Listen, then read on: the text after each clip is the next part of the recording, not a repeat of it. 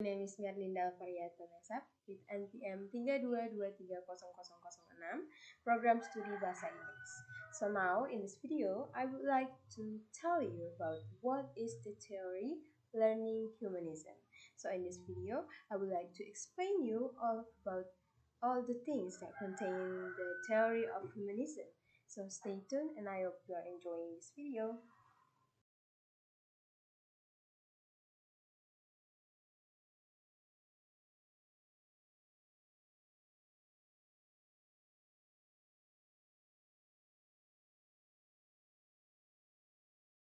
So, what is the theory of humanism? Humanism comes from Latin, namely humanis, which means human, and ism, which means concept of school or thought. The theory of humanistic learning refers to how humans humanize humans and how students develop their potential.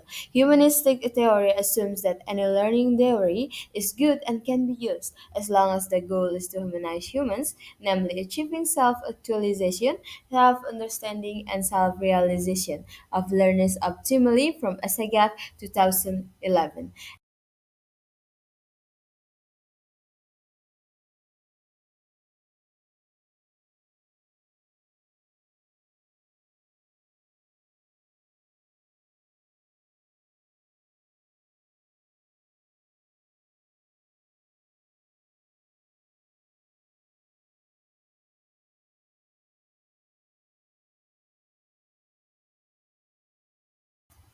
So the next is basic principles. So there's two principles of learning humanistic.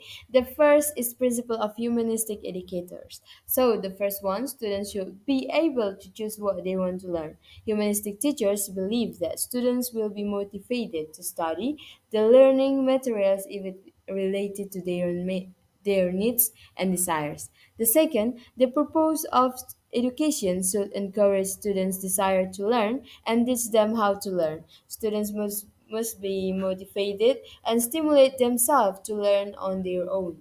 Third, humanistic educators believe that grades are irrelevant and only self evaluation of learning is meaningful.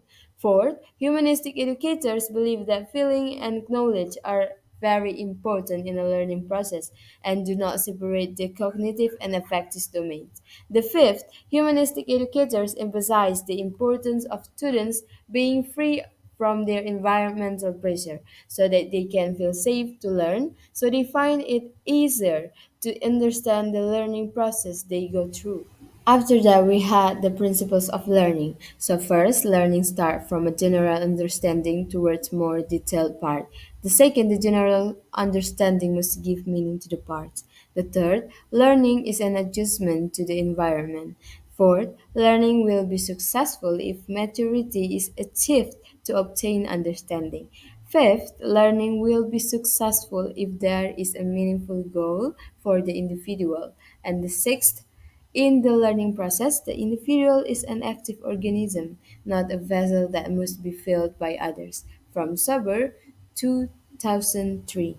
Now the characteristic. The first one is prioritizing humans as individuals because according to this theory, learning is oriented towards students. The second, prioritizing personal wellness, which means prioritizing students' requests in learning, the potential that students have, and what students want.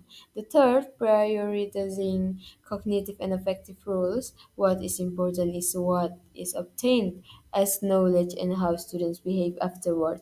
The fourth, prioritize this process of self-actualization or the formation of identity and self-concept or knowing oneself because the goal of this theory is to make humans whole. And the fifth is uncover subjective perception or thoughts about oneself, which means prioritizing. Assumption of figures. Abraham Maslow, with the theory hierarchy of needs, said that human needs is the form of a pyramid starting from basic needs, such as food and shelter, to higher needs such as love, appreciation, and self-actualization. From the experiments, she conducted observational studies of successful and happy people, so she assumed that to achieve self-actualization, individuals must first meet more basic needs. This suggests that meeting basic needs is essential for personal growth. Carl Rogers, with his theory client-based therapy, developed a therapeutic approach that places the client at the center of the healing process. In this therapy, client has encouraged to express their feelings and talk freely, while the therapist provides support without judgment. This approach aims to create a safe and empathic environment so that clients can grow and find solutions to their problems. So, from this experience, Rogers used recording of therapy sessions to analyze the interaction between client and therapist. So he assumed that humans have an innate tendency to grow and develop positively when in a supportive environment. So an empathic and non-judgmental relationship between therapist and client, or in this case teacher and students, can create. Clients or students who feel heard and accepted are more likely to be able to overcome their problems.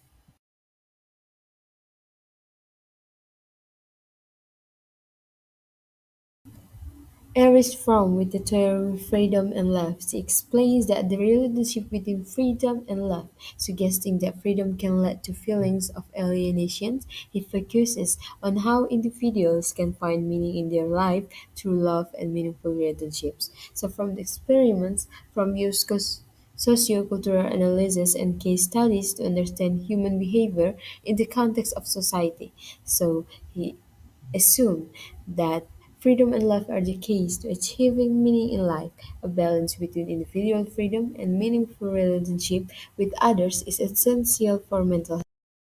The advantages and the disadvantages. The advantages is suitable for application in learning material for character building of students, has a positive impact on the development of students' personality, makes students more creative and independent, and gives students the freedom to express their interests. But the disadvantages is the learning process is to focus on developing potential, and the second one is individual in nature. The third is the success of the learning process depends on motivation we get and the supportive environment. And the fourth is difficult to apply in a more practical context. So, so what is the implications of humanism theory? There's three implications. The first one is giving rewards such as gift or praise for students' achievements. The second is teachers provide attention and motivation. So teachers provide for students' learning needs, mingle and communicate with students, and understand students' characteristics.